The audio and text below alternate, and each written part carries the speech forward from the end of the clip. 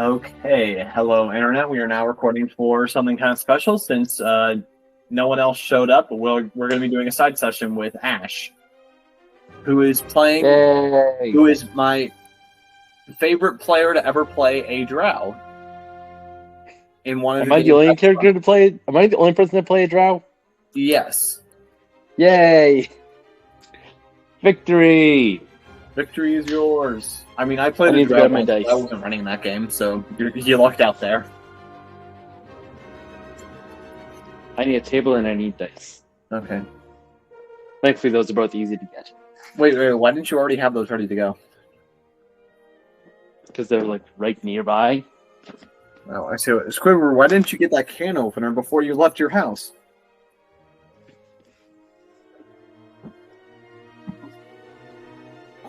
You make these references and I don't get them a good majority of the time. Okay, that's like with Mean Girls. SpongeBob. I don't know Mean Girls. You also didn't know Wait, you also don't know SpongeBob? Not as well as most people know. Yeesh, did you even have a childhood? Yes. When in the? I just didn't have cable growing up. When did you live? The 1950s? No. Okay. My parents just didn't get cable. This isn't what the session is about, by the way. This will get cut and post, anyways. Anyway, actually, wait. Shut up, computer.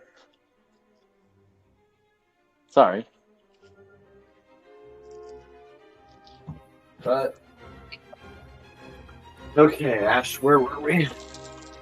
All right, so I think we were looking at doing some sort of backstory type stuff. Yes. So while traveling back to the city of Rosesword from the mine, Raiford was pretty out of things. That's because you were currently busy parlaying with the hat. There are secrets to be found, and hopefully you're ready to find them. Yes. Okay. You'll find some secrets. Secret tunnel through the mountain. Through your head, yeah. Through the mountain of my brain. Secret tunnel. That's less of a mountain, more of like a bog. I mean, more like a black pit With a lot of quicksand. Yeah. Well, no, it's just a pit. Okay. Wait, not even a pit? A pip? Okay, so the way we're going to play this is through a series of conversations and dice rolls. So you're going to roll, and that's going to trigger different scenes to play, and then we're going to explore what happened there. And so to start with, how about you go ahead and roll me 1d6. D6. Interesting to start with. Okay. D6. Come on. Roll good. Okay. How does the 6 sound? Okay, a 6. And go ahead and roll me 2d6 now. Le double D6? Yeah, now it's going to be 2d6, but the... A 3. Okay, a 3. So I don't know if that's good or bad, but it is something. So you were the only child born to a commoner family, and so drow societies tend to be very matriarchal. So having a son for a firstborn is kind of like a letdown because there's less, political maneuvering that can be done. But now the fact that not only are you the firstborn, you're the only child.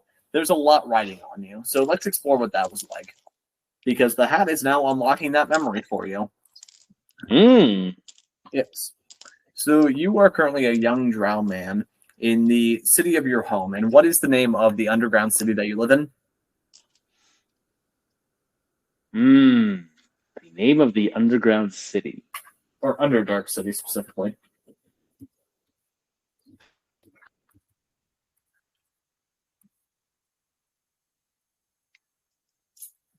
Dark Chicago. Dark Chicago. Chicago. Chicago. Mm-hmm. Dark Chicago. Okay. Okay, so you're still a very young person, only about 40 years old when this takes place. So you have already graduated from the very basic elven schools that are offered there, and it's being pushed towards where you need to start getting to a life of your own, because hey, in just a few years you'll be 50 and then you'll be an adult in the eyes of society.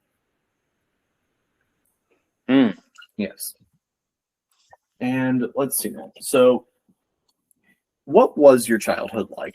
Because you were definitely under a lot of pressure from your family to try to be able to perform as best as you could, but you were under a lot of stress because of that. Like your mother, she made it very clear that she wishes that she not only had more children, but also better children.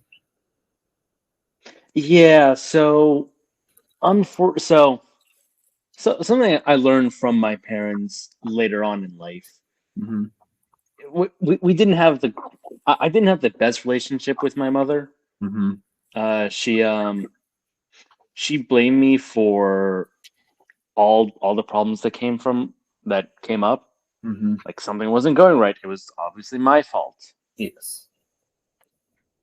When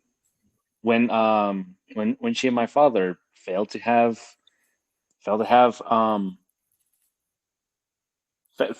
any other children, it was my fault, especially because none of them.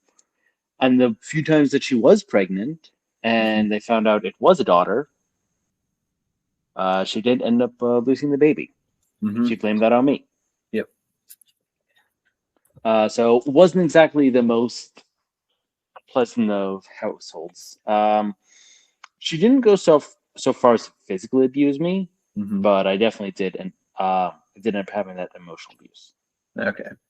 Yes. And so something about the way most drow societies are is that, marriage, while it is definitely a longer term commitment, it's not really typically permanent the way we humans tend to think of it. Instead, they'll have various contracts for, they don't necessarily use the term broods, but it's a similar concept where a woman, she will select try to find the best husband that she can based off of, the connections that she can have in society to try to be able to get a better set of kids each time. And so, she will select a husband. They'll be married for about 50 to 60 years and try to find that specific generation of kids. And you were specifically, not only were you the only child of this particular brood, you were also pretty much your mother's first attempt at brooding. So this just does not spell well for her at all, because fresh out of the gate, not only was it a disappointing child, there were no children to come after that. And young Raiford wasn't necessarily a bad of a kid or ungifted or anything. He wasn't necessarily exceptional anyway. And so you are with her one day when she finally just has another one of her episodes, and she says, "I think I figured out what's happening here. You were jealous of your little sisters, so you sabotaged me every time, didn't you?" Mom, I don't know what you're talking about. How could I have done that? Finally figured it out. You found a way to put poisons in my food every time. Not enough to make me sick, but just enough to make it look like natural causes to lose the baby. You were trying to make me look bad. If you look bad, then I look bad too. Oh, you already look plenty bad. You just wanted to bring the rest of us down with you, didn't you? Mother, this isn't you. This isn't you. You should go to bed. Oh, why? So that way you can, have time to sabotage more things about my home? There's nothing I can sabotage. There's nothing left. Mm-hmm. Oh, because you already took it all? And during this whole time, your father, he's kind of in the room, but he's just standing there frightened.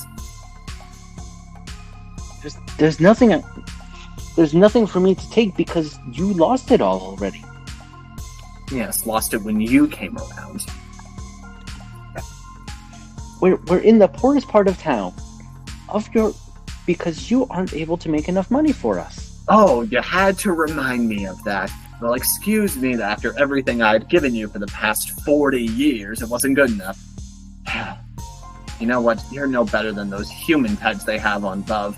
You know, if you were still living with your parents at age 40, well, they would probably already be dead because humans don't live very long. And maybe I wish that you were a human, so that way you would already be dead. Well, maybe I'll go live with the humans then. Oh, of course you would like that. Oh, and why don't you go live with the surface elves as well?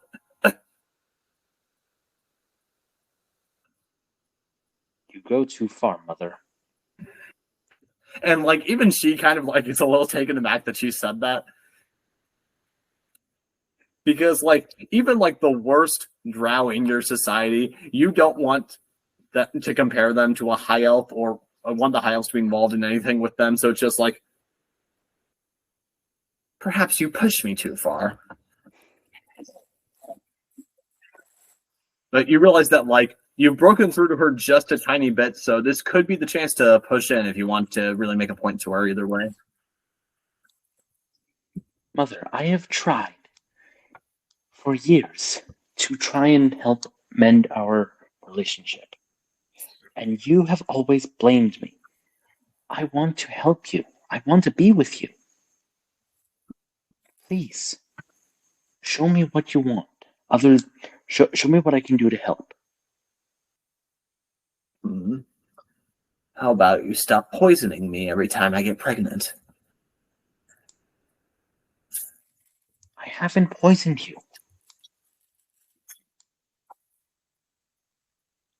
And then she's just kind of looking at you steamedly, but then your father, and by the way, like, I'm not giving them names because that part of the memory is still blocked off. Like, the hat hasn't been able to unlock that for you yet. Okay. Yep. And he just kind of feebly stands up and says, well, perhaps he could still restore honor to your name if he found a good wife. And then she just kind of glares at him. Don't interrupt me. But I'll admit it's not a terrible idea. Well, have you been able to prove yourself in front of any of the women of our society? There have been a couple of girls that have been interested in me.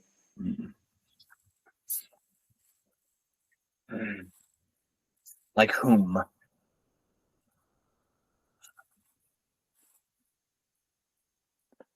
You know, my childhood friends. Oh, yes, you mean the street rabble from this side of town? No. You need to... Although perhaps if you married the best from this side of town, then with your second marriage you might be able to move up.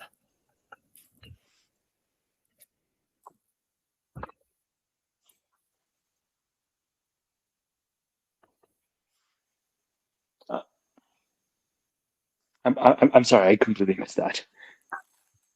She spoke dismissively of the women in this side of town, but said that perhaps if you married the very best, then you would have a better chance with your second marriage.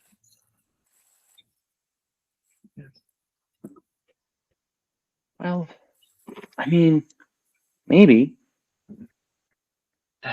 Although, you know, in some drow clans, they eat the men when they're done with the first marriage.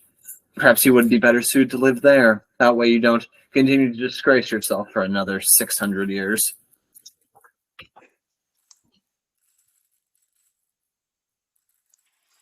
It's not going to go like that. I'm going to find someone. We're going to make it work. Longer. We're going to go longer. Okay. So is Raiford just saying this to appease his parents, or does he actually have an interest in, you know, marrying up, or how's he feeling about all this? He doesn't have an interest in marrying up at this point. I mean, he's also a young drow. He's more interested in just getting out of this house. Okay. It's been a rough 40 years. Mm-hmm. He just wants out of the house. Okay. All right. So if the way you're going to try to do that is with marriage, it's time to apply your charm. So what's your charisma currently? Well, it's high, right? You're a warlock. Huh? I mean, it's pretty reasonable, right? You're a warlock, so. I'll have to check. really need to title these. Nope, that's different. Nope, that's not even right either. Where is this character sheet?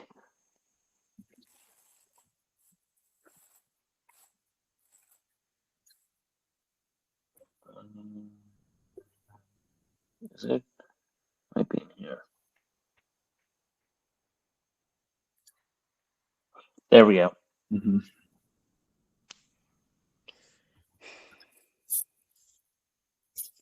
You want to make charisma? Yes. Oh yeah, it's +3. Okay, so it's 16 at the moment. It's a 17 actually. Okay. Yes. In that case, all right. So we're going to be doing some special rules tonight. So you're going to make another 2d6 roll. We're going to do this powered by the apocalypse style. So this is going to be 2d6 plus 2. And this is basically represents your efforts to try to, find a strong marriage at a young age. So a 1 through 6 will be a failure. A 7 to 10 will be a 7 through 9 will be a mixed success. And then a 10 plus will be a success. You know 1 is physically impossible, right? I know, but getting a 3 still isn't good either. Yeah. But also, like, if you had, like, a penalty instead of a modifier, you could get a 1. So then I add on +2? Yes. That's a 10 total. That's a full-blown success, right? Yes. Or is that a mixed success? Let's see. That's going to be a full success. So, Nice. yes. So, let's see. So, young... Okay, so what was Raiford good at a young age? What? We know he was some degree of charming, at least by Drow Yep. standards. High charisma, good talker. Mm-hmm. He's also definitely in, like, some moderate amount of shape, considering his later adventures, so... Yeah. Honestly, like it was almost like he was average. Mm-hmm. But at this time, it was definitely because he had a background as a bit of a fighter, so he was definitely Yeah, don't worry. We'll definitely touch on that in a was. minute. Huh? And don't worry, we'll touch on that fighter part in a minute. Oh yeah. So yeah, definitely had some skill with swords, but he was also starting to get into some scholarly research as well. Mm-hmm. Okay. Yeah, so with that, and it's probably at, like, the library or whatever would be the cultural equivalent there that you're able to meet this woman, and you've seen her around town a bit. She is a young merchant, having recently inherited the shop from her mother after she retired to go do something else. She's about 80, so older than you, but still definitely within your age range. And what's her name? What's her name? Yep. Her name is Belena. Okay. Mm-hmm. Yes, and so over the next few months, you get to know Belena. She's a little unwary since you're, still so young, but, you're able to prove yourself. You speak well, you're very mature for your age, and probably a lot of it came from learning how to appease your mother, but she can tell that you're very good with your words and about how to make people feel better about themselves. And so, I'm not going to railroad you. You can say no here, but you have an option to marry this woman in this backstory minigame. Oh yay!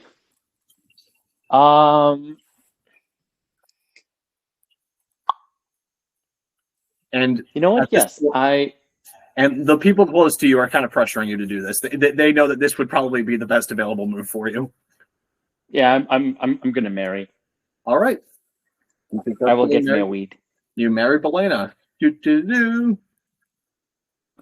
Now on your and I still don't remember my last name. Yep. And now when you pull up your character screen, her player icon is always going to be there next to yours. Yeah, I'm sure nothing bad will happen to her. Mm-hmm. All right. But now we get to move into stage 2. So we know at some point you joined some sort of armed group. So I'm going to need you to roll me 2d6 to determine what was the nature of this group. Okay.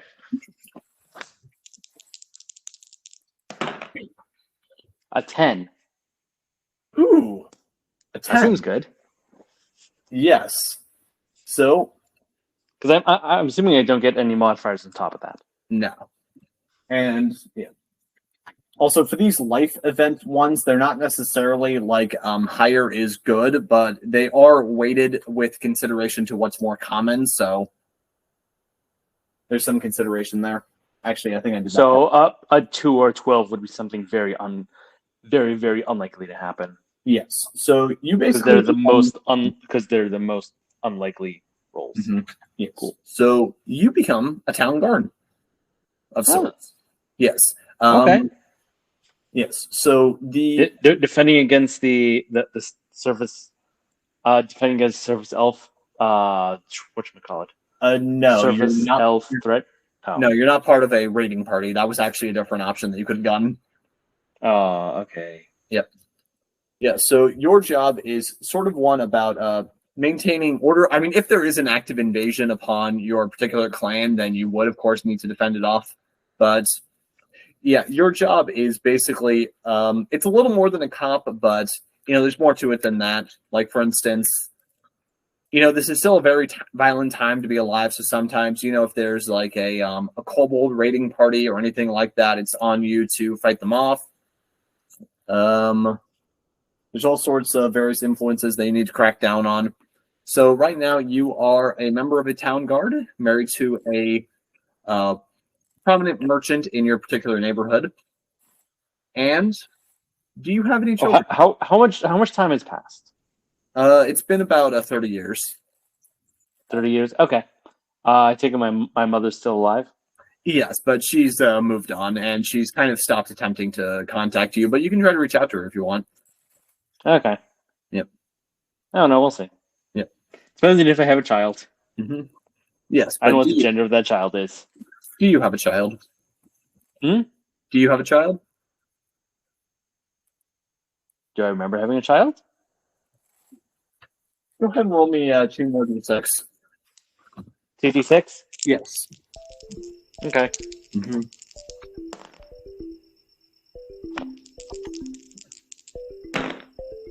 Seven. So very common. Yes.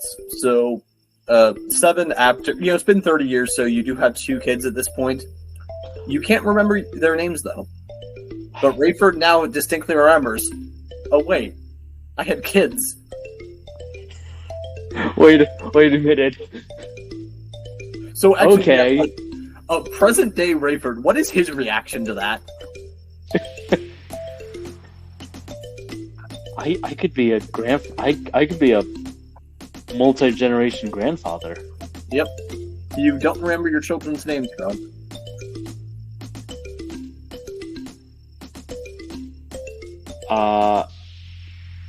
Yeah, I'm little bit surprised about that. A little bit surprised based on I'm like, how did I have kids? Mm-hmm. Because like Raiford, he's thinking back, like, I don't remember having kids, and even if I did, it's like, how did I go from that to where I am now, where it's like kids, like. And as you start tugging on that thread, you are filled with a few more memories about, like, you spending time with your kids. You married this woman mostly for personal gain, but you still do like being with her. She isn't too cruel to you. She mostly treats you well as the head of household. But it was your firstborn was a son. You remember that now, but your second child was a daughter. So she is kind of the favored one by the mother. And she expects you to favor the daughter as well. The wife expects you to favor the daughter as well. I mean, and it's like, yes, in public I do. Well, I mean, in public I favor the daughter, but in private it's like I do give the son a little bit more attention than is normal. Mm-hmm. Because I was in a position similar to his. Yes. Not the same one, but I know what it's. I have an idea of what it's like to be the firstborn and be a son in that position. Okay. So it's not like I'm I'm not showing, like, I'm just being completely dismissive of my daughter in private. Mm-hmm. I'm just giving him a bit more attention than is normal. Yeah. And that has, and your wife probably has noticed that a little bit and thinks that you're very weird for doing that. But, all right. But now you're probably wondering, hey, how does this happily married, well-employed man with 2 kids, how did he go to the dark side? Well, now is for everyone's favorite part of the show, Fall Out of Favor, also known as Fall from Grace. What event caused you to be looked down upon even worse by Drow society? Let's find out with a 2d6. Let's see. I don't know for sure. I'm going to take a guess and say we were raided, and it's my fault that there were so many casualties because I wasn't doing my job right. And it is a 5. Okay, actually, yeah, that works perfectly because you got military disgrace. Okay. Okay, so, what would be the under? Mm-hmm. Okay. I was surprised I don't have to roll the d12. Mm-hmm. But okay. Yep. All right, let me think through what. Okay, so I like the idea that something attacked you, and mhm.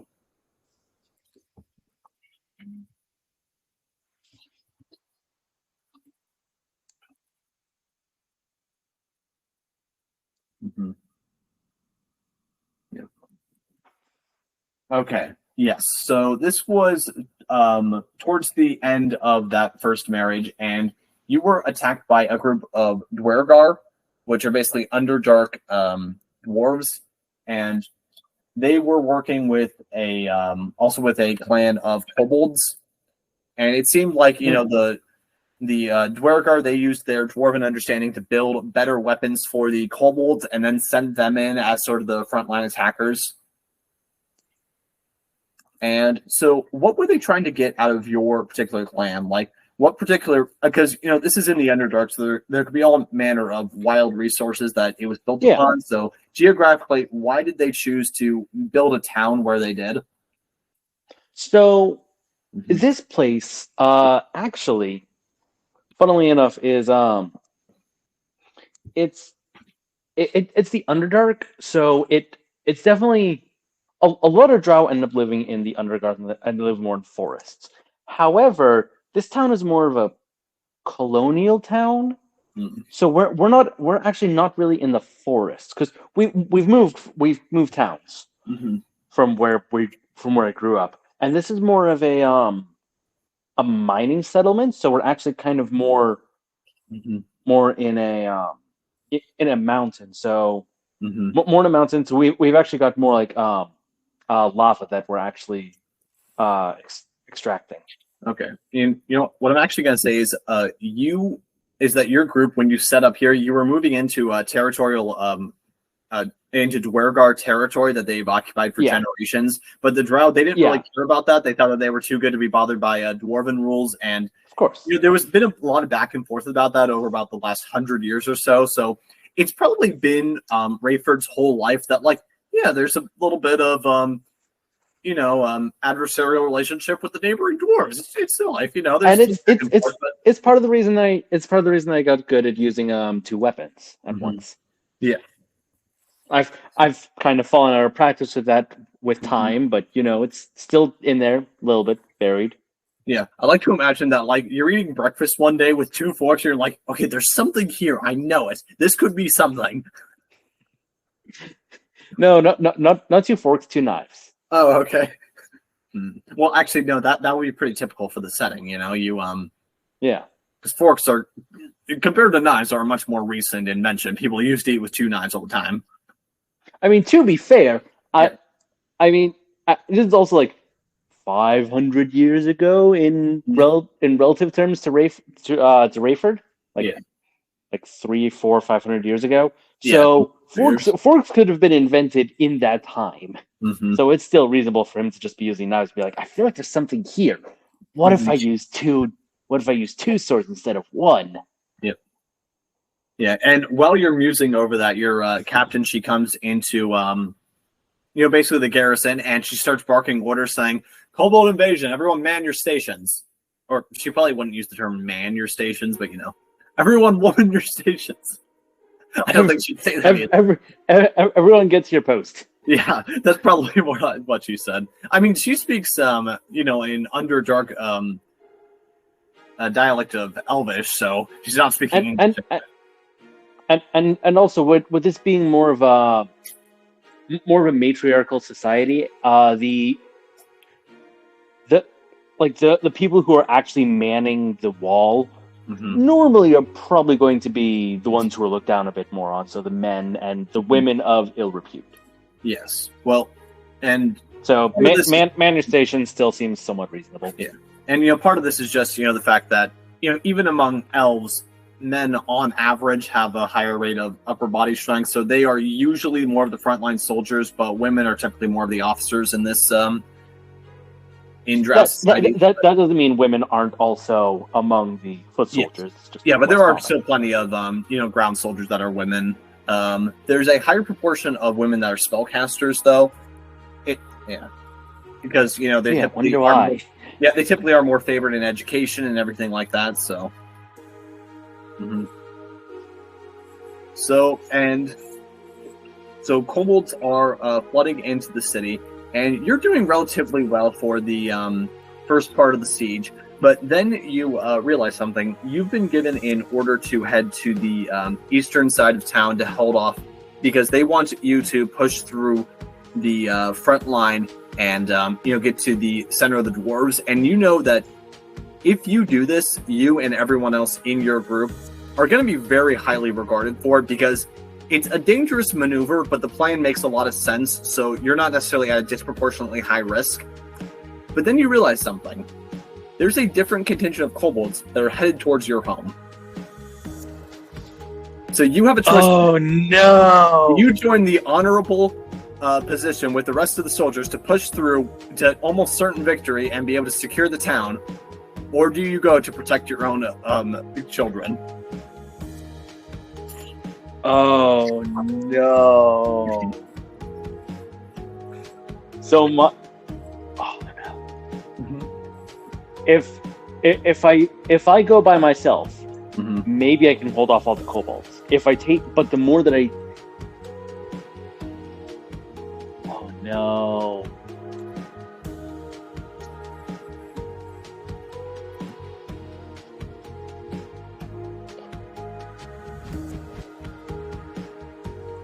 I'm going to go protect my family.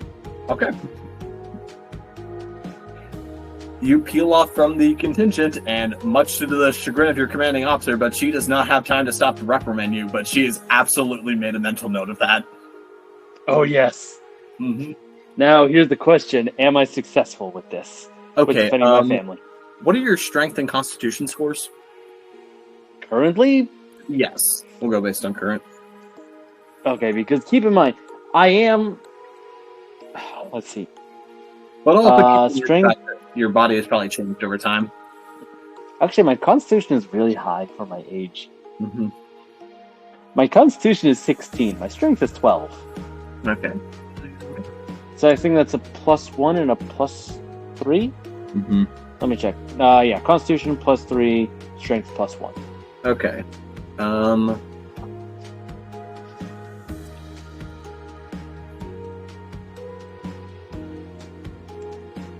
Let me,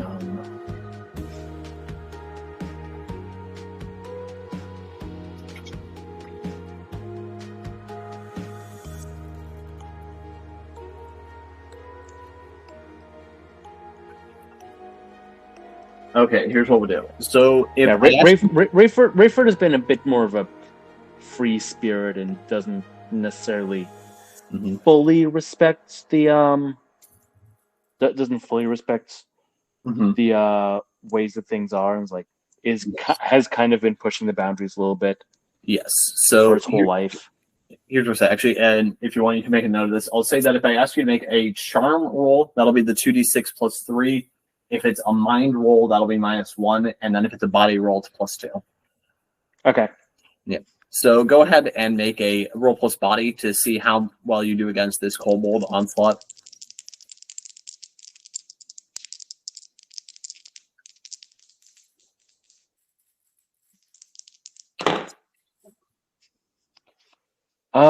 Dirty 12. Okay. It is the relatively best outcome that you can get. You are able to defeat, just with that glowing parental rage within you, you tap into some of your deeper potential, and you're able to fight off kobold after kobold. Like, you're able to defeat a whole mess of them at once and cause a ton more to scatter. The people that live on the same block of you are very impressed, and they think that, oh, hey, oh, good, they spared a soldier to come help us. Wonderful. Your kids survive, and you're able to bask in that glory for all of about 10 minutes before someone comes for you. Oh, yay.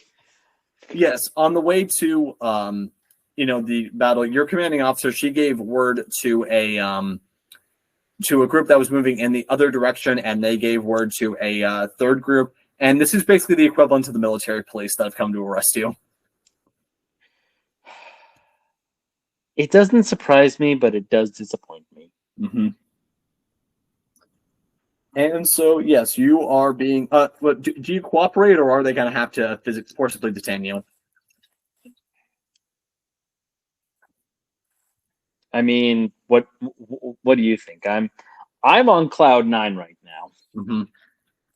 I am being heralded by the rest of my neighborhood as being the one that saved this area. Mm-hmm. I just saved my family. Yeah. I'm not going quietly. Oh, okay.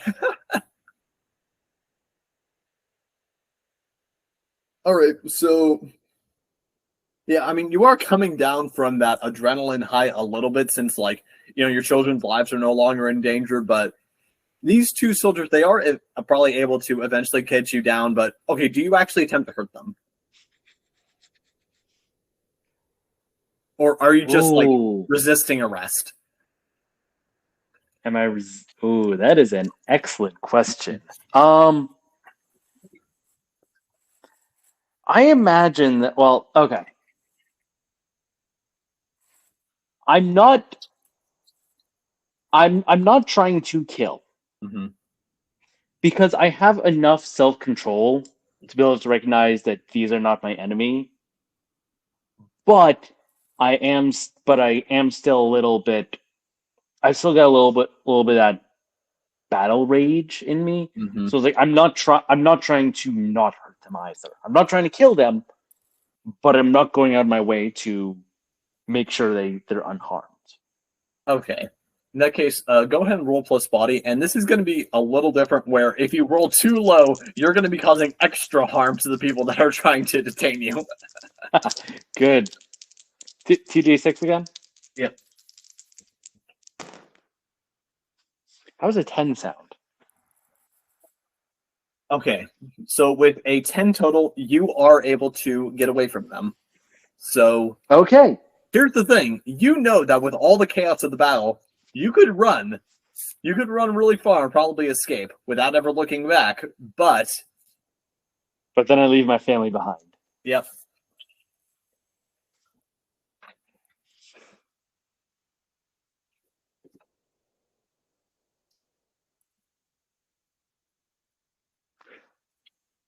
No, okay. Here's what I'm going to try and do. I'm not going to try and run away. At least not right away. I am going to try and run away, but I don't want to leave without my family. Okay. So what I'm going to do is I'm going to run to try and get some supplies so that I can so I can go back, get my family, and sneak out. Okay. So by supplies, do you mean like food or weapons or what? I've still got my weapons from the fight. Okay. From the siege. Yeah. So that's not what I'm interested in. I'm more interested in food. Okay. Food. Yeah. In that case, yeah, you'll probably be able to go to the local food storage place, which so there are plenty of food reserves in the town. Like, there's local markets that sell small amounts. You're probably more interested in more like compact food and a greater supply of it. So you probably are going to like one of the dedicated storage sites, right? Yep. Okay. Seeing that you're a soldier, they will at least let you in a little bit, but what do you try to say to them?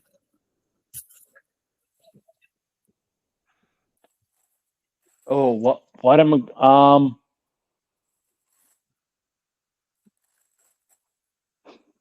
who's the highest ranking member of the town? Oh, let's see now. Wouldn't necessarily be like it would be like the equivalent of like a duchess, effectively. Okay. Yeah. Um I'm gathering some food for the Duchess's personal guard. Mhm. Because they did because they did such a good job defending her from the Kobold uh, invasion. Mhm. That she wanted to treat them. Okay. Okay, go ahead and roll plus charm. Yeah, that's one of those shaky lies that if they buy it, they're gonna really buy it, because who would make up a story like that? Yeah. Okay, and so it's charm, so it's +3. Yes. Do I really not get anything from my? Okay, yeah. Yeah. Come on, +3, 9.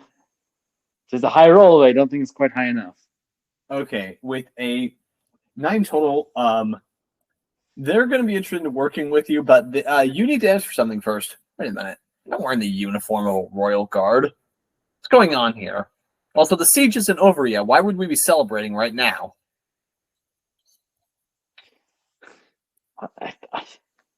So they need you to explain yourself before they hand over any supplies. But it looks like if you were able to provide them with a satisfactory explanation, they will.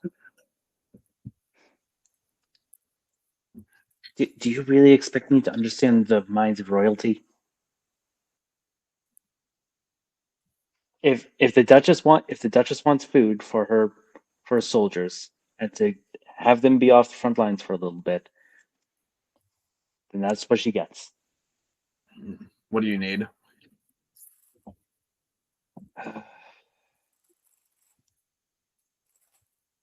Looking for jeez, bro, what am I even going to say? I don't even know yet. This is something I should have thought about. Well, she's not gonna. She wants food for them. Give me some dried dried meat, some dried fruit, and some bread. What kind of a party are they throwing? But the woman, she is putting a small bag together. Or not necessarily a small, but like a moderately sized bag. She wants them to celebrate, but she doesn't really she doesn't fully understand. You know. What's your name, soldier?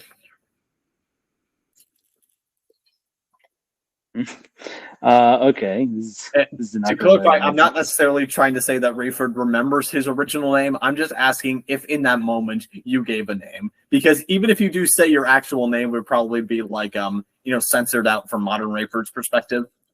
Like Yeah, social. it's I remember giving a name, but I also remember that it wasn't my real name. Okay. Mm-hmm. Do you It remember was whose name you gave? um so I the name I so here's what happened. I remember giving a name. I remember giving my father's name.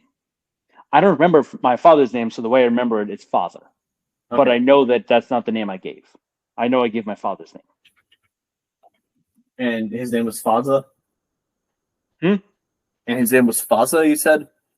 No, I still don't remember what my father's name was, but I remember giving my father's name. It Okay. just in my mind I remember his father, but that's not what his name was. Oh, okay. I thought you said Fazza, like Fazza. No. Okay. Although that would be funny. No. I remember it as father, but I know it wasn't my father. I know it wasn't father. I Okay. gave him Yeah, my that makes father's name. Okay, so you have a small bag of supplies, but you also just ran away from your house where your kids were. So, what was your plan there?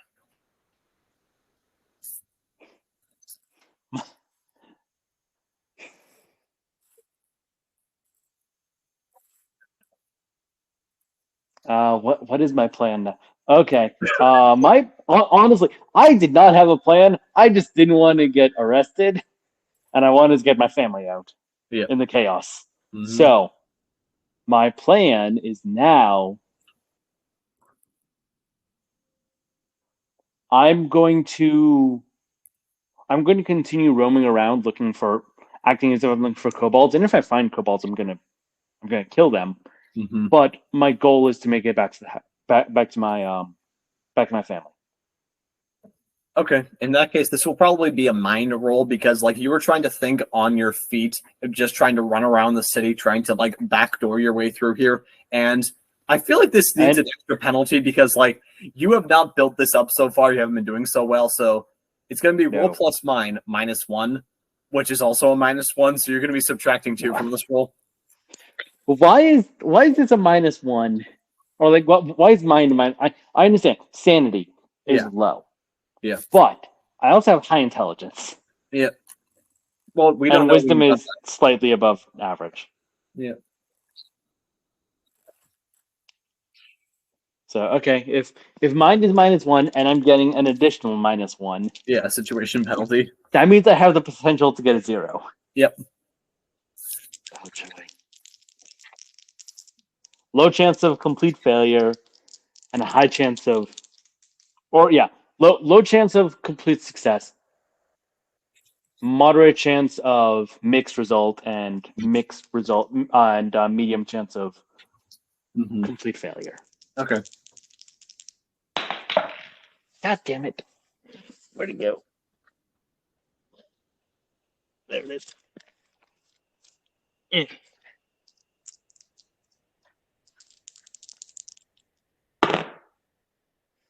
Okay, I got a 7 total. Okay. That's not bad. Yeah, with a 7 total, you are able to eventually make it back to your house. And I guess you figure out that like the military police weren't just going to wait there all day. But you also know that if you're spotted back here, there's not going to be a lot of time. So you need to get your family to leave with you immediately, which might be a bit of a problem. So what do you say to them? We need to leave immediately. If we don't, I will get arrested, and I don't know what's going to happen. But I don't want to leave you. Yeah, and Helena says you will get arrested. If we go with you, we all will. But I won't get to see you. Well, I know how this goes. Had you surrendered to the officers, we could have visited you while you were in prison and then serving your work sentence.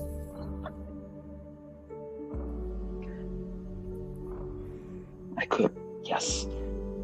But I wasn't thinking clearly. I was still in high battle. Mm-hmm.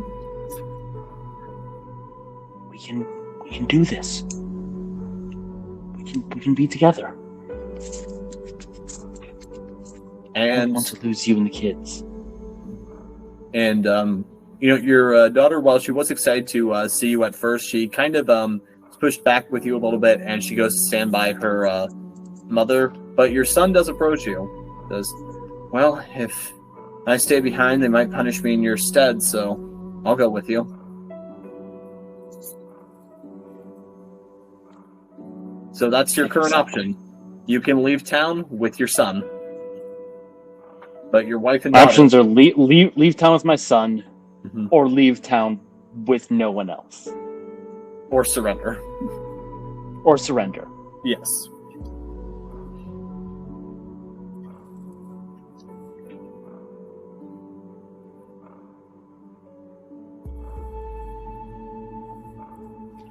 Surrender is not an option at this point. Because it's just not going to go well.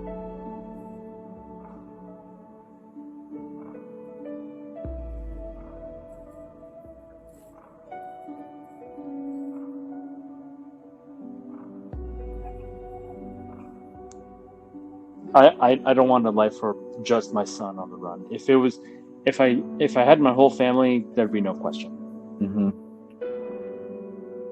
But I'm not, so I'm just going to go on my own. All right. And your wife, she says to you, okay, hope you survive out there. And she actually does give you a bag with some money in it. Stay safe. Thank you. Mm-hmm. Oh. And when I give my wife the equivalent of a drow kiss. Mm-hmm. I mean, well, I yeah, don't know what that is, but faces and lips, so that's fine. well, yeah, but I mean, it's like not all species kiss, Yeah. you know. Mm-hmm. Like, tell me, how often do you see cats kissing? And they have mouths and tongues. Well, they kind of do, you know. All right. They don't kiss the same way humans kiss. Yeah, they more nibble on each other, I guess. Yeah. Mm-hmm. Mm-hmm.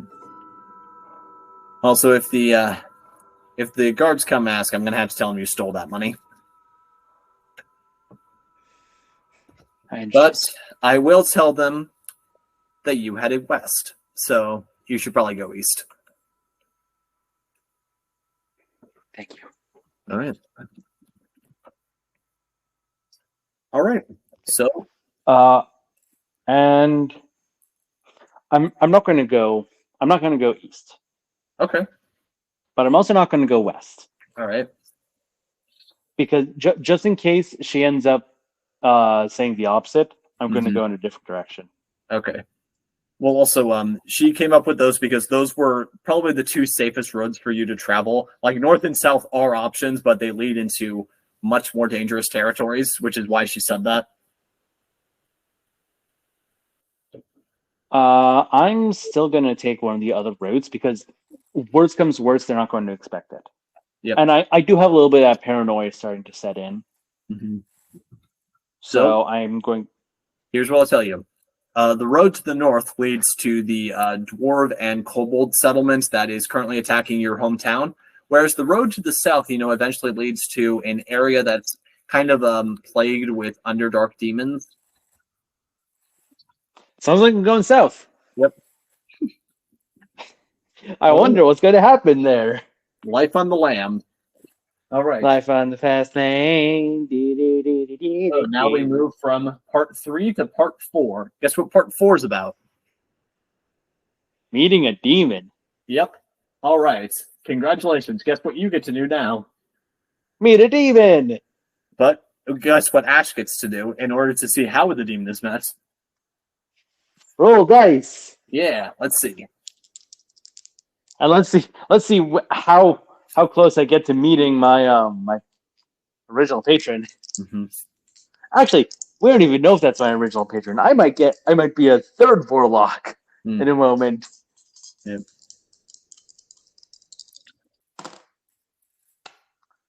So just straight roll? Yes. 9. Okay. All right. 9 total. So you've been living out on the darker side of the Underdark for many years now.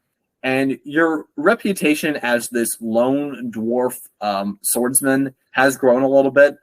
People know that, when you want to get a job this lone dwarf? Sorry, lone drow who favors 2 weapons. Oh, man. Now you sound like one of those anime protagonists for like an RPG anime. Are you Kirito? No.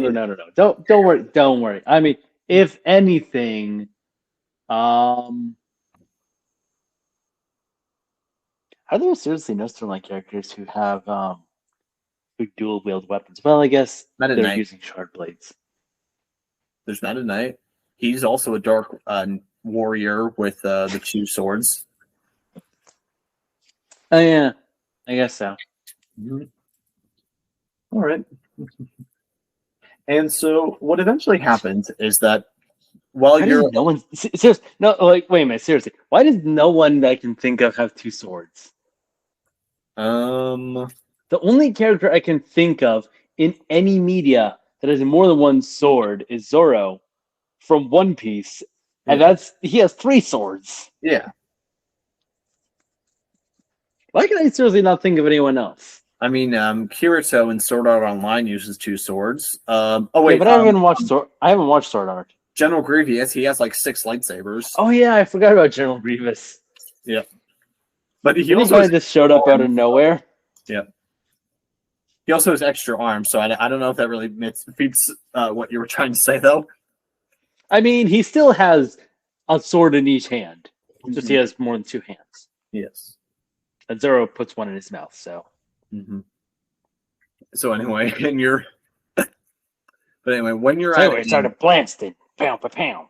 when you're at an inn late one day, probably drinking some mushroom ale, you are approached by a hooded man. Through the hood, you can just barely make out some of his eyes and his long beard, and he speaks your name when greeting you. And you have never met this man before in your life. Who are you? I am one who works for one who knows, he says, sitting beside you without even asking. I know many things about you. Oh yeah? Like what? I know that you came from the north. I know that you abandoned your town during a siege to protect your family. Because you believe in following a higher set of rules than what mortal beings decide you must do, don't you? Not quite. How'd you know that? Like I said, I work for one who knows many things. And I want to offer you some of that knowledge.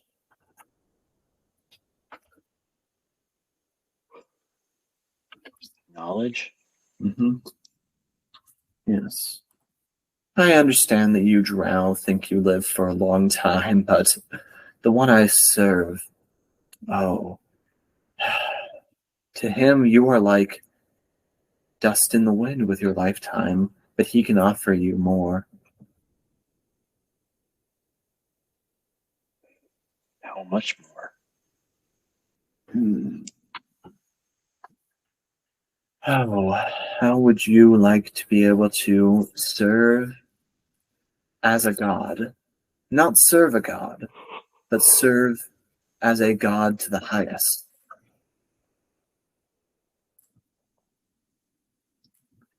That is the power that awaits those who are the highest among his order.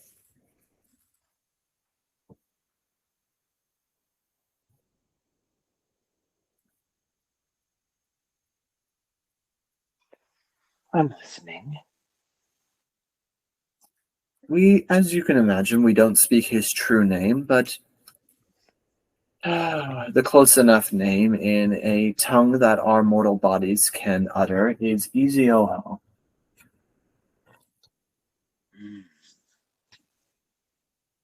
I've heard of that. Doubtful. Nothing more than whispers. But I've at least heard that name. So you've heard his whisper calling to you.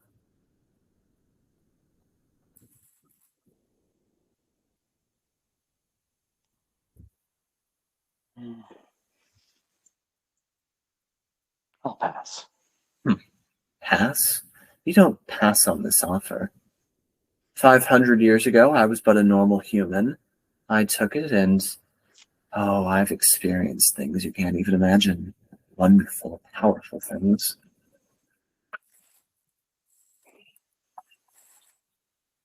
A human 500 years ago? Yes. You don't look very human anymore. Oh, don't worry. This hood is just a part of my clothing, not of my body. Let's take that hood off and see what you really look like. Mhm. And I go over to, I reach over to take his hood off. Okay. He lets you, and you can see that he kind of does look like an old man, and he does have like this yellowing skin, but somehow he still looks very healthy despite that. Like he doesn't have a lot of wrinkles, but he does have a long beard and these and like these piercing dark eyes. See?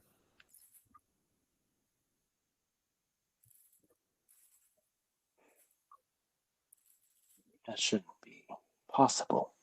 Hmm. He shouldn't look that good. Oh, thank you. Would you like to be able to look And this again, good when you get this old? it's been a while. Here, let's. I'm assuming I'm in some sort of settlement right now. Yes. Here, let's I've got a camp out in the woods. Mm-hmm. I don't like staying the night in a tavern. Come with me, and we can talk more. Oh, I can take you someplace even better. Have you been to the temples? And I haven't. okay, let me show you them. And you've probably at least passed them or heard about them. Yeah, this is a place where these temples, they're not necessarily dedicated to the gods, but instead they're dedicated to various demon lords. I'd rather you came with me to camp.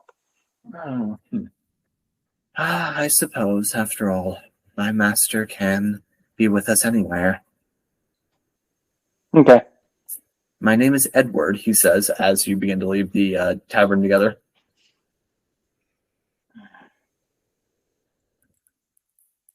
Well, excuse me if I don't tell you mine. I already know yours, remember?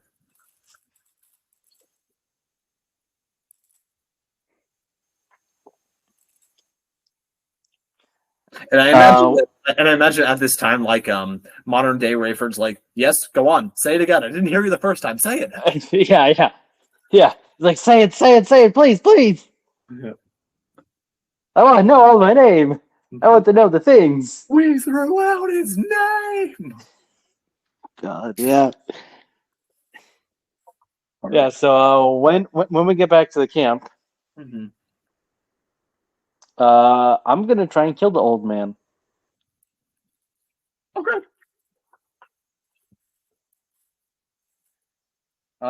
Yeah, so I mean this is go ahead and so you probably have to jump on him. Go ahead and roll plus body. Plus body +1. I think that's +2. Because I'm getting a jump on him. I'm surprising him. Sure, you can have a situation bonus to this. Yay.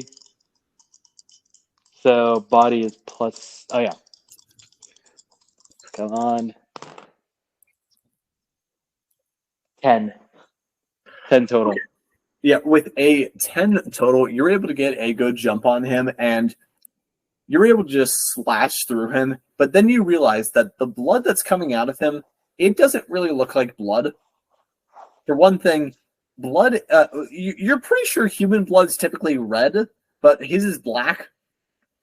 It almost seems ink-like, and he kind of collapses to the ground coughing and says, why does everyone try that move first? All right, I'll be fine in an hour, but what was that? Why And I'm just gonna start slashing at him. Why won't you die? I told you. It's gonna be hard to live if you don't have a head. Hmm. I'm sorry, I tried to decapitate him. Mm-hmm. Okay. Yeah, you are able to chop his head off, and the inky blood, it seems to swirl together in to begin to form out words. Oh, you have got to be kidding me. And you see is it in common or Elvish? It's written in Or actually no, it could also be infernal. Yeah, so it starts off written in a. Well, you probably don't speak infernal yet. Yeah, I don't speak infernal, but it doesn't mean that it can't be written in Infernal. Yeah, I'll tell you what. You probably have recognized Infernal because of all the time that you've been spending in various demonic places of the Underdark. So you begin to recognize something spelled out using an Infernal script, but it's written in sort of like a Drowish way. And then you see it slowly begin to morph into Drowish characters. And I say Drowish, but that's just a dialect of Elven. So yeah, and you see that your name is written down there, and it just says that, and it kind of says that it's calling to you. I see your potential. I can offer you even more than I've offered Edward.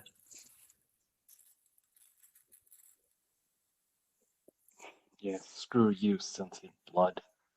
Hmm. There's no point eating this guy now. I'm gonna eat something this tainted. And you hear just what seems to be like a low sour wind calling your name a bit. Don't you want to hear what I have to say? The blood says. Not really. Nope. None of this is what I have looked forward to. Oh. Edward made poor choices in the beginning and ended up with a cursed body. I can give you so much more, though. Well, wait, I already lived for a long time anyways. I don't need you. I can give you your family back. I can give you power and prominence.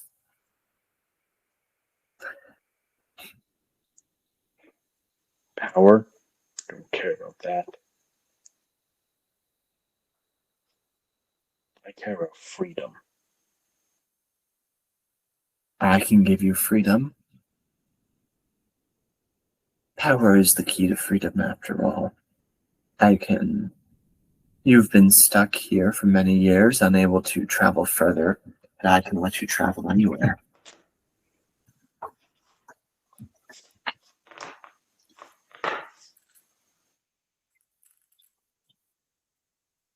I'll pass. So, how long does it take Raiford before he finally gives in? How many years has it been?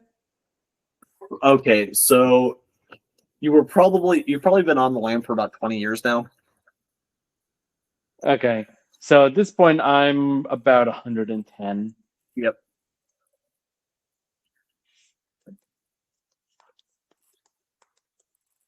Let me check how old I am. Okay, so okay. But also, you don't immediately go to the tower, so we need some gap room there. Yeah. So let's see. Um.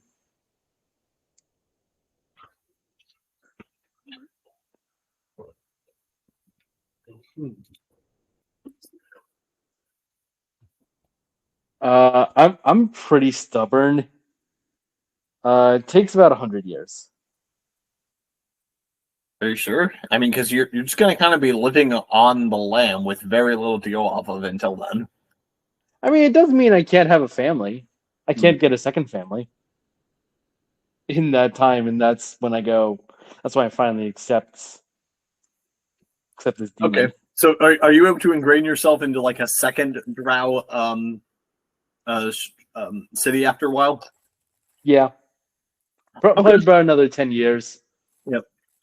I was like that. That's also part of the reason that my sanity did start to go down is because I was constantly being pestered for 100 years by this demon. Mm-hmm. Time still works out for that. All the work. Yeah. Every so often, you think you hear your kids say something like, "Are you gonna run away from us like you ran away from your other family?" But then you're just realizing that that's the whispers of Easy Oho. Yep. And here's what I imagine happened. Mm-hmm. I mean, Do you want? Is that something you're going to explain, or something you want me to explain? Well, I'd kind of Because expect you. I've got an idea. Well, we're in uncharted territory now. I'd expect you to take up the original offer. So let's see what Uh, you were thinking.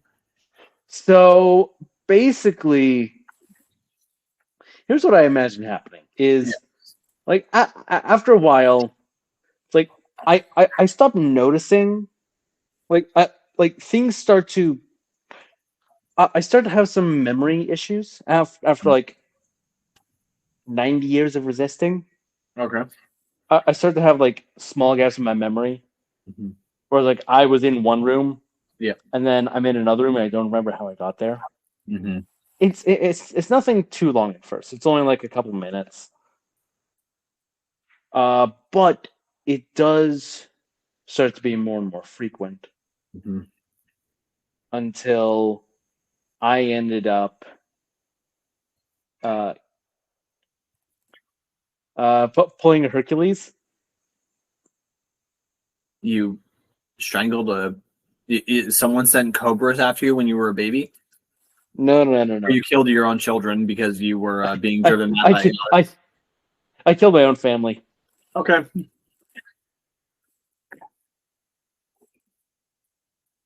And then that's when I decide, no, I'm going to work for this demon now because this demon is promising to be able to bring back not just my first family but my second family as well. Yes. And okay. So. Although Oh. I do like to imagine that it's like I didn't like not all of my I had four kids and one of them managed to escape. Yes. Okay. Yeah, I like that. And so probably what happened is that like you were caught in the act by that one kid, so he ran out to get help, and like soldiers are on the way, and so Ezioho basically says, "Sure, you don't want some help getting out of this little mess you made for yourself?" What have you done to me? What have you done? Honestly, I have. Why do I? Oh, Why that's does the this best part. taste? That's the best part. This isn't even my doing. You just have a very special brain, don't you? What what do I taste now? What is this? Oh, that's called blood. Whose blood is it? Probably a little bit of, as the humans like to say, a little bit of column A, a little bit of column B. I don't know if I'm using that phrase properly, though. Been a long time since I've heard human idioms. I look around and just like there's bite marks in all of my family. Mm-hmm. Yep. I don't know. Perhaps I picked the wrong person. I mean, if you're just gonna break like this and go on homicidal rages, perhaps I can't use you. Although I could help you fix what's going on in that head of yours. I will be.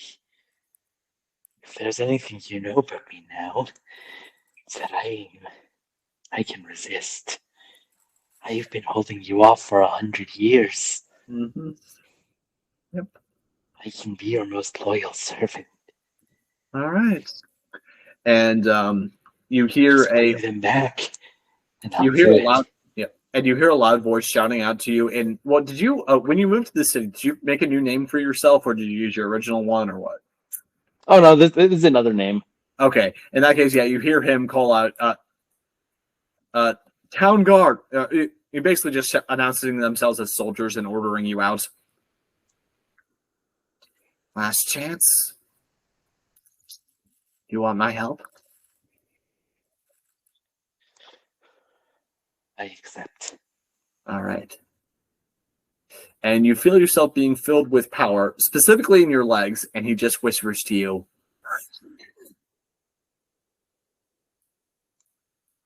So I feel power. Do I feel anything aside from power? you're you were probably very exhausted by the effort of taking out your family. Your fatigue has been wiped out a little bit. You feel a bit stronger in your core and your legs currently, and your wounds do begin to close up a little bit. But I don't feel like any sort of fiery, like any sort of heat from like as if I'm tapping into some infernal power. Not yet. Okay. Um. They're yelling from the door, right? Yes, and Izioho is advising you to run, and he seems to have just given you the strength to outrun these soldiers. What floor am I on? Though. What floor am I on? Let's say you're probably on like a second floor thing, but you could slip out through like a back entrance of sorts. Cool. Oh boy. Time for that body check. I got a feeling I'm gonna run out a window. Oh, okay. In that case, yeah, go ahead and roll body with a circumstance bonus of +6. Oh God. Yep. +6. God damn. Yeah, that's a success. I don't even like that. Do you want me to say what it was? Because it's more than 12. You rolled a 12? It's more than 12. I'll tell you that. Like my total score is more than 12. So yep. If I got a +6, it's a 15. Yeah, so you're not quite like the Flash, but you are kind of like Usain Bolt in this moment. Like you're just so filled with power, and like you're able to keep going and going. Like you realize that like you're gonna be able to leave the city edge pretty easily, and you can keep going. And you realize you probably shouldn't stop at the edge of the city, should you?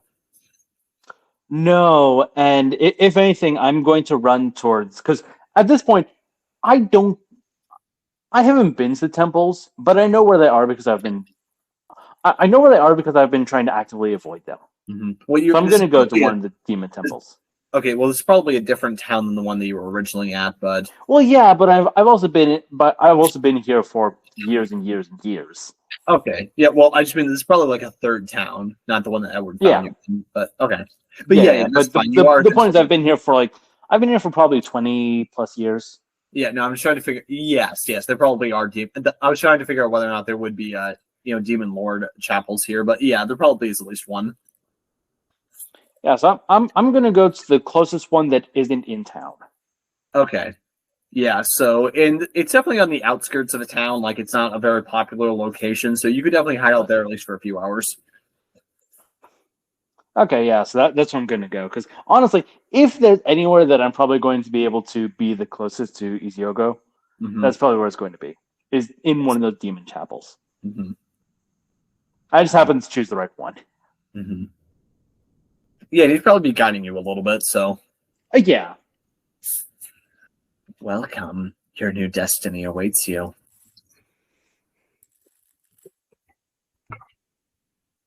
And so you have successfully joined the ranks of Iziogo. And here's what you realize. So many more years are going to pass, and yep. You now now we're moving into part 5. Proving yourself. Here's where you don't just prove yourself as one of Iziogo's soldiers, but you prove yourself to be a very high-ranking one. So this is where we determine what happened that you did so well. So go ahead and roll another straight 2d6.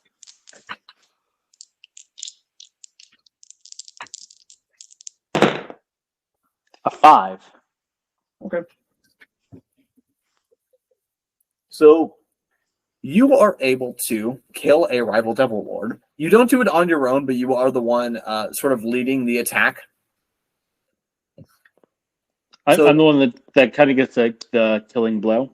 Yes, and so this is in a part of the Underdark that has sort of been overlapping a bit with the 9 Hells in the rotation of the planar sphere.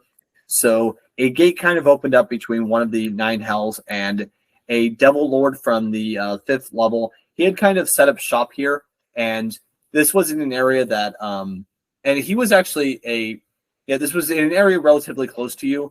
And this guy, he kind of has an ancient grudge against your master, and your master anyway wanted this guy knocked out because it's basically part of his like elaborate 10,000 step plan that he needed this guy taken care of. Okay. Mm-hmm. Yep, and so you were tasked with putting together an elite group to track him down, and it's also part of the plan that if you do this properly, then you're going to be kind of well praised by the other people in the area because they can you believe that they didn't enjoy having a devil lord appear out of nowhere and start to enslave them? I I don't know why they thought that because honestly, Devil Lords the best people. Yep. Mm-hmm. So, Unless I mention my head. let me pull that up.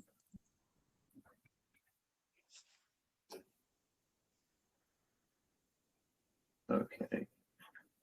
So level 5, that is 1, 2, 3, 4, 5. Okay, yeah, that is Stygia, a domain of ice and snow. So it's not like a fiery demon lord. It's more just one built out of not quite solid ice, but basically he kind of looks like a combination of bone and steel, and he's just emitting like a frosty aura around him.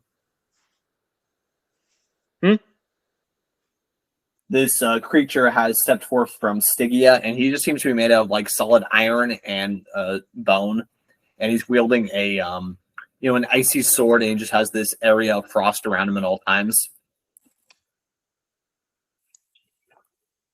So, cool. What is it like when you're doing battle with him? Like, well, first of all, who do you bring to help you? Because you were kind of put in charge of like this mission, and you were told that you could recruit some other creatures to help you. So. Cool. So like I can have any creatures I want with me. I mean, within reason, yes. You're within reason. Yeah, because you're like a mid-level officer at this point, so you would definitely have some access to some powerful creatures. Okay. Well,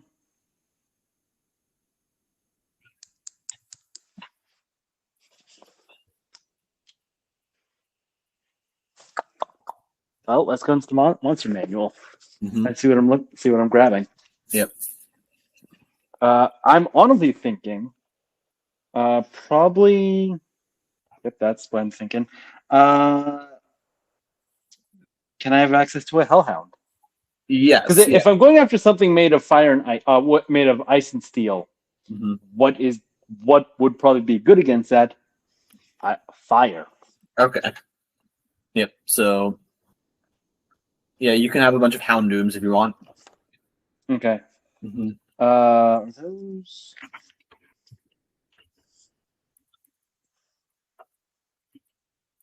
Oh.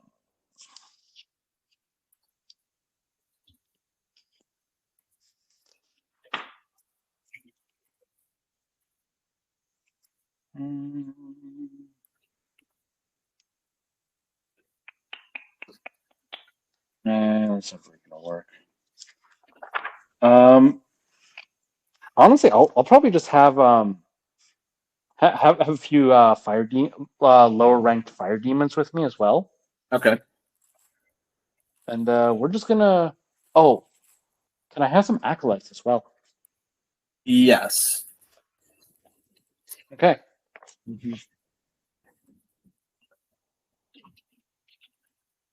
Yeah, it's probably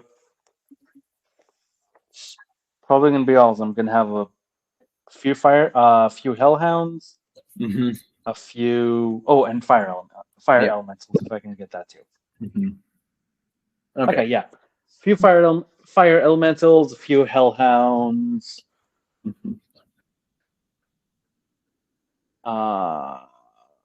couple infernal lower ranked infernal demons and some of the newer acolytes. Okay, so we know that you definitely win this battle, but I guess your role is going to be to determine how well you win, what collateral damage there is, and how well your troops survive. So I feel like this is going to be a charm roll since you're kind of commanding the troops here. Okay.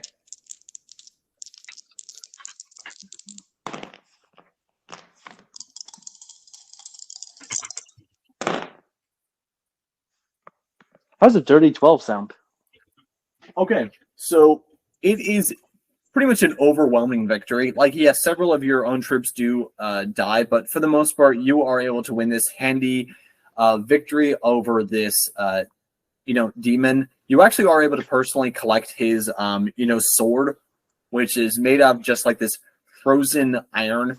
Like it's kind of cold to the touch, but not like unbearably so. And you realize that like How did this ice demon get here? through a planar gate. Cool. Are we also able to destroy the planar gate? Yes. With a roll that good. Yes, I'll say that you can destroy the gate if that's what you want. Okay. Mm-hmm. That wasn't necessarily like on the mission, on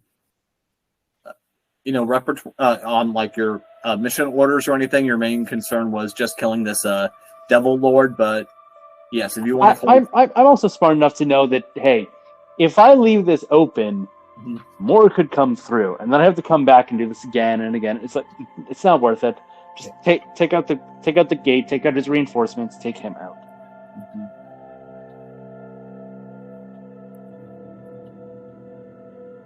Okay.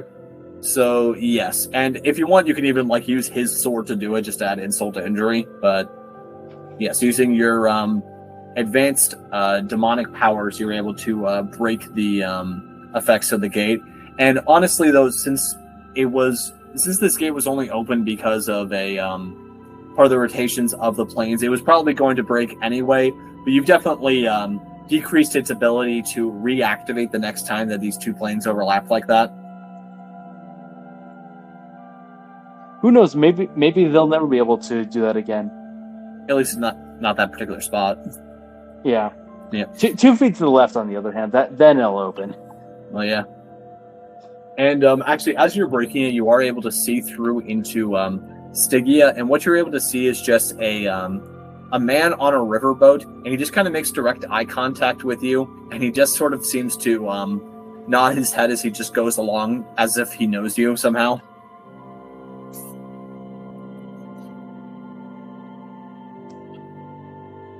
Do I also do I see anything like when I destroy this gate?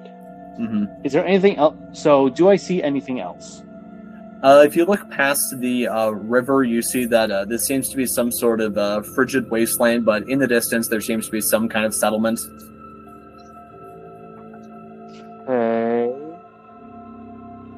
Quick. Okay. Okay. Let me put it a different way. Do I see?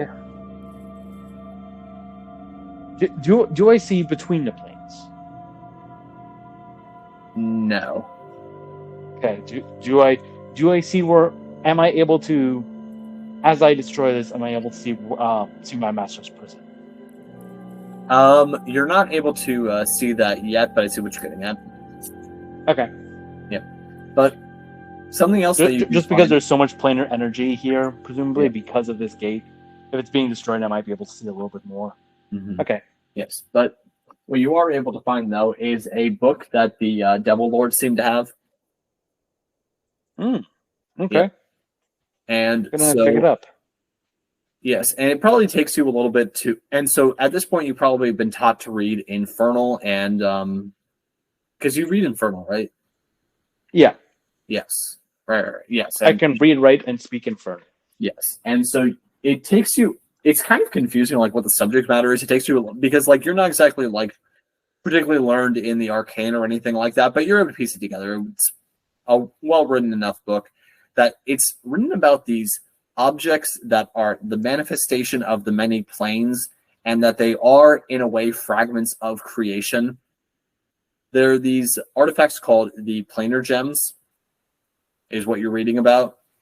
And it seemed like as you're looking through some of the notes that were in the margin and some circles on a map, that it looked like this Devil Lord, he was searching for one that's supposedly here in the Underdark,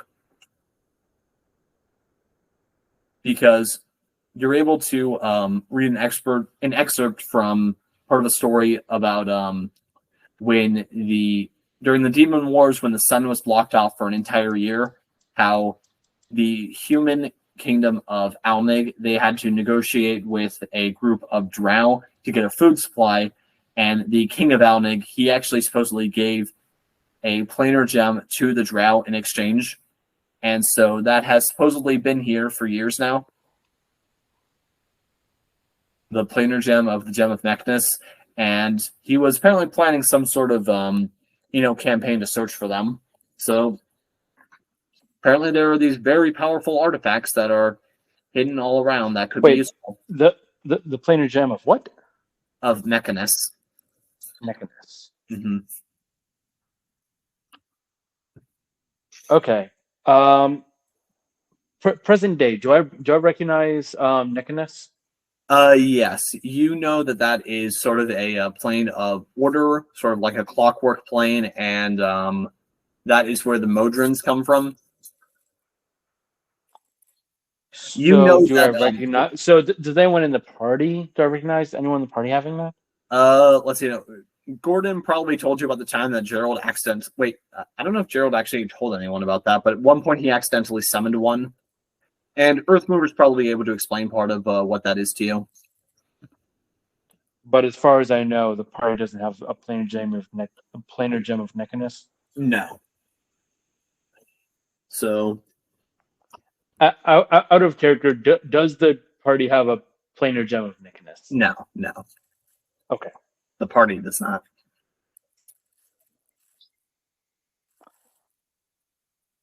Are you?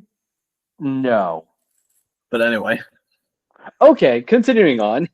So anyway, as you're able to give the mission briefing to your master, he's actually very satisfied with the aftermath of the battle. Yes, you were able to destroy one of my enemies without using up too many of my own soldiers. Clearly, you've proven yourself. If I can have more power, then we won't lose any next time.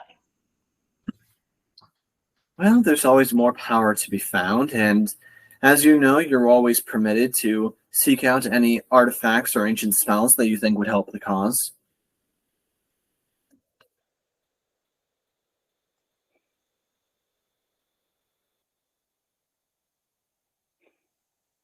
This book, it has something about a planar gem. These things called planar gems. What are they? Yes. The planar gems. Oh, yes. The time sounds like the time to put that part of the plan in motion has come. Oh, those are the artifacts that sealed me away all those years ago. But if you're able to collect them, you can free me. And you know that he has like over 100 different plans in motion right now to try to break through his prison, but none of them have been working. And this is the first time that he's spoken in very definite terms about that.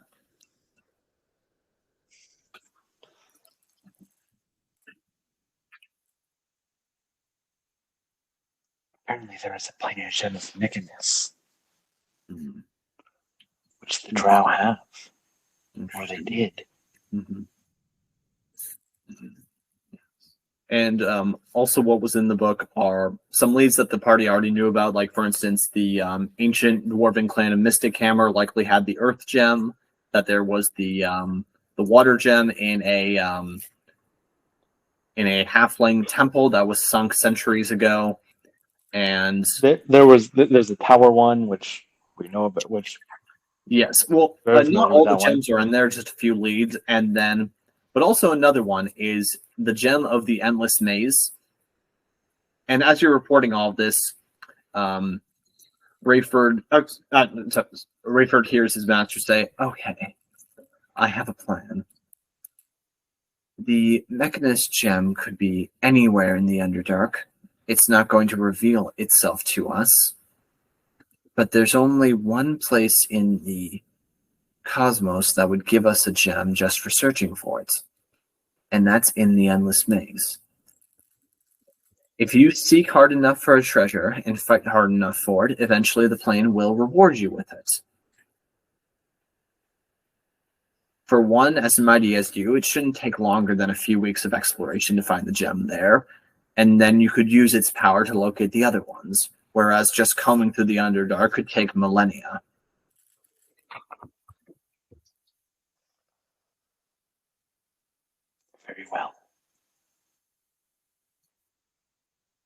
And so probably when you broke the when you broke the gate, you were actually able to get just a fragment piece that sort of links together bits of the planar spheres. So you know that using that with some other combined bits of magic could let you travel through the planes, but it would be a single-use object.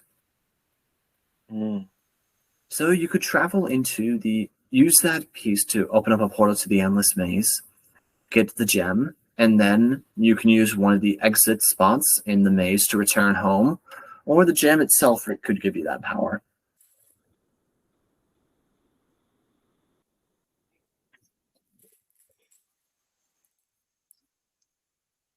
I like this. I'm going to go for the gem. This Endless Maze gem. Wonderful. And he's able to walk you through the process of building that kind of portal. But before you step through, he asks you, so do you vow to serve me in this mission and receive great reward? What would my reward be? Well, you will be able to keep the planar gems even when I am released. You can use them to achieve godlike power, and you can be beside me for my entire reign. Will you bring my families back? Once with the power of those gems, you will be able to manipulate planar energies to do all manner of things. Reversing death will be trivial to you, and I can show you how to do it. And a crazed smile starts to go across my face. Mm-hmm. Sounds wonderful. So, this will be our new arrangement. You will be my general, and you will seek the gems. Do you vow to serve me in this endeavor? I kneel down. Mm-hmm. I do. Very well then. I bind your soul to this mission. Enter the maze and retrieve the gem. Do not return until you do.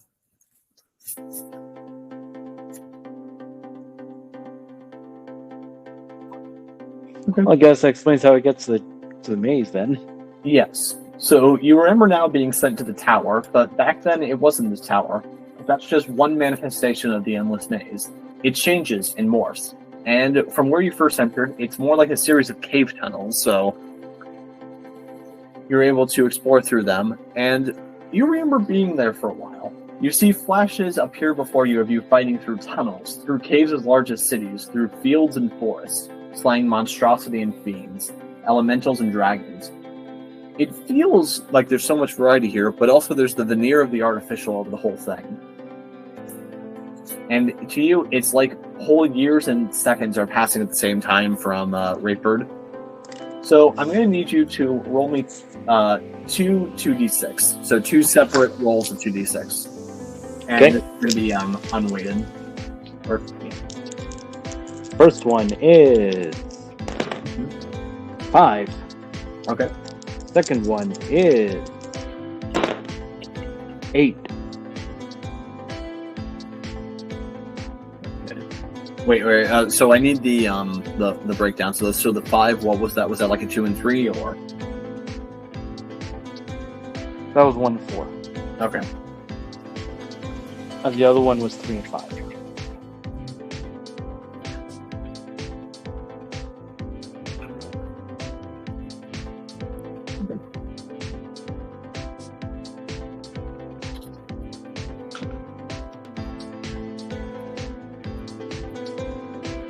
Okay. So then you eventually see something surprising.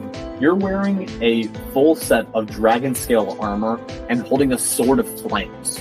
You're doing single combat against an evil wizard who's emitting these cloud of toxins against you.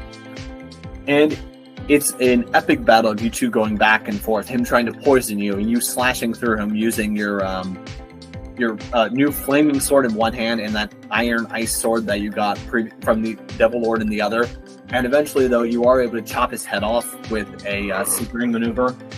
And once you're able to kill him, you're able to retrieve from his body a gemstone.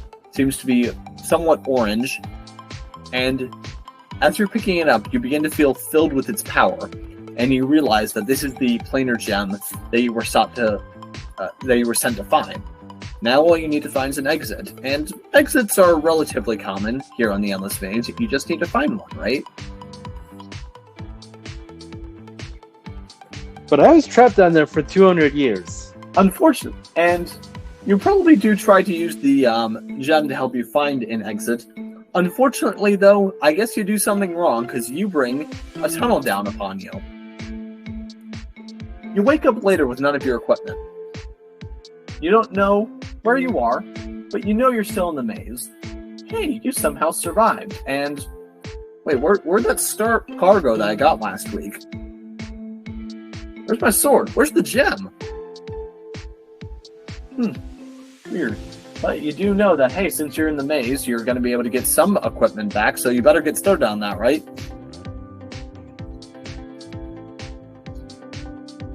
And so it continues again and again. Raiford going through cycles of amassing in power, getting the equipment he needs, finally being able to challenge for the gem of the Endless Maze, winning it, and then dying before he can escape. No matter what you do. Sometimes you do pass exits again, and you realize, I could leave right now, but it would mean leaving without the treasure that I promised my master I'd find. I don't think he'd be too happy about that. And I imagine there were a couple times when I did leave. Yes. Without the gem.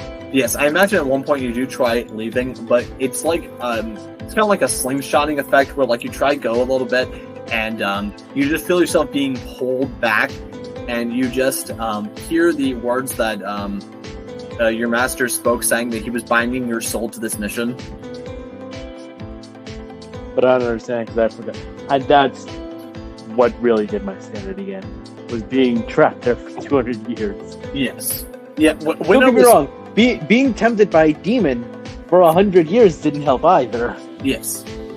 Also, like this was definitely like the biggest sticking point when I was trying to map out points for your backstory. It's like, okay, how does he stay in one dungeon for 200 years? And if that's the case, how isn't he like level 3000 by now? You kept dying again and again, but you didn't really die.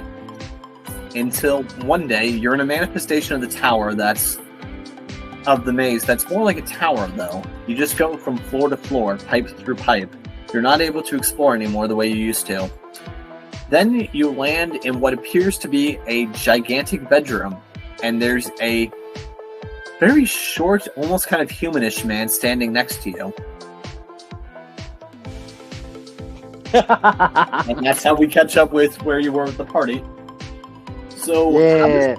So Raiford now remembers a good portion of what's happened to him throughout his life. How does he feel about all this?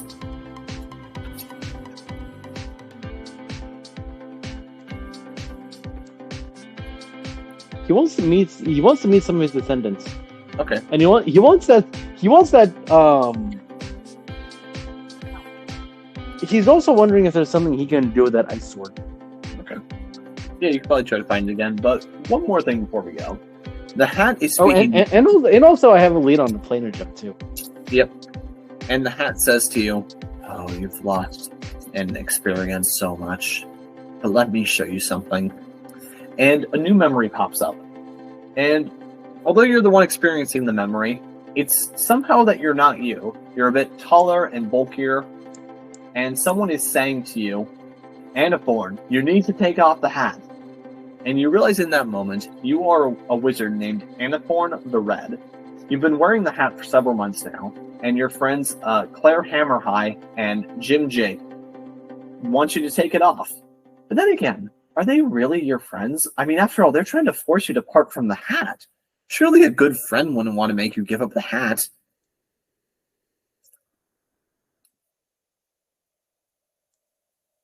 And you're in a field in the early morning, and you remember that you've been talking to the hat more and more, and for some reason the party has grown suspicious of you. In fact, they're probably jealous of you.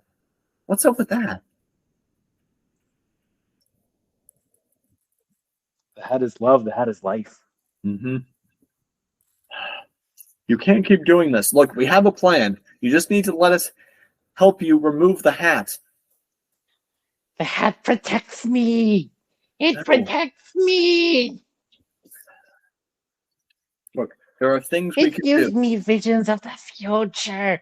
It lets me see between the planes. I can see all. Look, you're not giving us much of a choice. The hat is going where a place where hopefully it won't be able to hurt anyone again. It's your choice whether or not you're going with it. You'll never separate me from the hat. It's mine. It gives me all the knowledge, all the things. I know it all. And also in this moment, you realize that this isn't the first time that you've had this kind of conversation with your friends, and they've given you very much an ultimatum. They have a place that they're banishing the hat to, and if you have to be wearing it while they banish it, well, hopefully you're the last wizard that he curses. I'm going to attempt to I'm going to attempt to banish them before they can banish me. Okay, your friend Jim Drake, he's like a gnome sorcerer, and he seems to be reading from some kind of scroll. I'm gonna light this all. I'm gonna light this scroll on fire. Okay. And it briefly becomes a mage duel between the two of you, as he's able to just barely begin to put out the last words of it. But lighting the scroll on fire seemed to have had some extra effects, and the banishing circle that begins to emit from you at the center is wider than he would have expected, and he's trying to run so he doesn't get sucked up in it with you. If I'm going down, all of you are coming with me. And I'm just gonna hold them all in place as this circle gets larger and larger. Okay. So they all fall into the circle with me. Yes. And the three of you. I'm looking at it like, there's no way I'm getting out of this. I'm a wizard. Yep. But I can make sure no one else is getting out of it. Yep.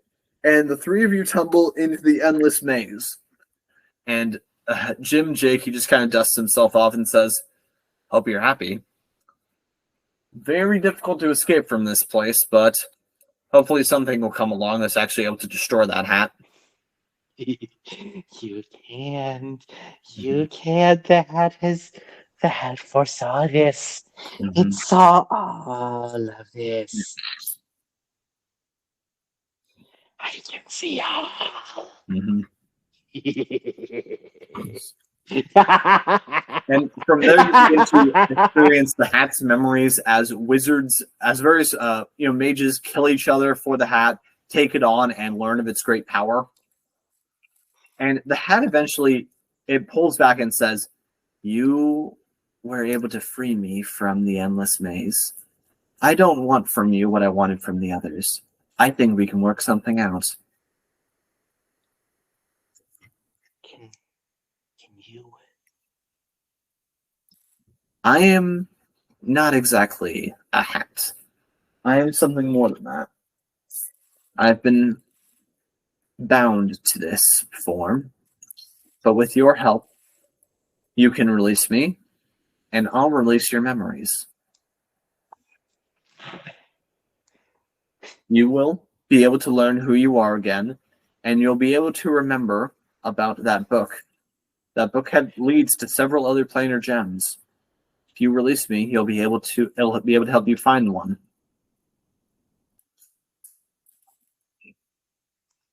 And perhaps that will finally give you the power that you need. The power to destroy El Morazanoth.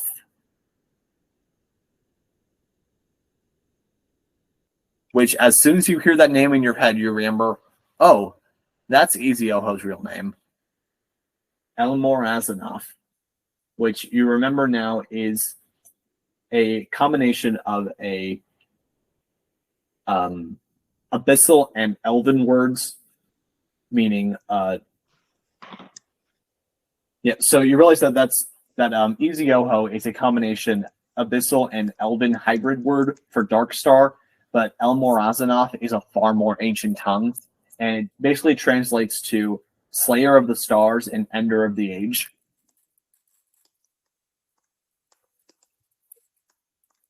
Al Morazanov? Yes. And I think that's probably where we're going to wrap this backstory session up, since we're now caught up with present day. So I'm glad we figured out more things about Raiford. Yeah. Yep. I could end up running into my descendants now, and they Yes. could want to kill me. Yay! I could run into my children, and they want to kill me. Yay! A lot of people want you dead. But now you'll also have the option to explore more of what the hat wants and be able to release it, and it will release your memories in turn. Can I become a warlock of the hat? Possibly. Can, also, can I as it- multi-class into being a warlock of 2 different patrons? We can figure something for that out. Double warlock. Sha! But also, but the hat is also just revealed to you that's more than just a hat. That's not necessarily its true form. Well, it's not its true form. It's like it's at least something I can become a patron of. Yep, you can work with it. But anyway, I think that's probably a good place to wrap up this session. But till next time, I've been your host and Dungeon Master Drew, being joined by Ash. And till next time, bye. Bye.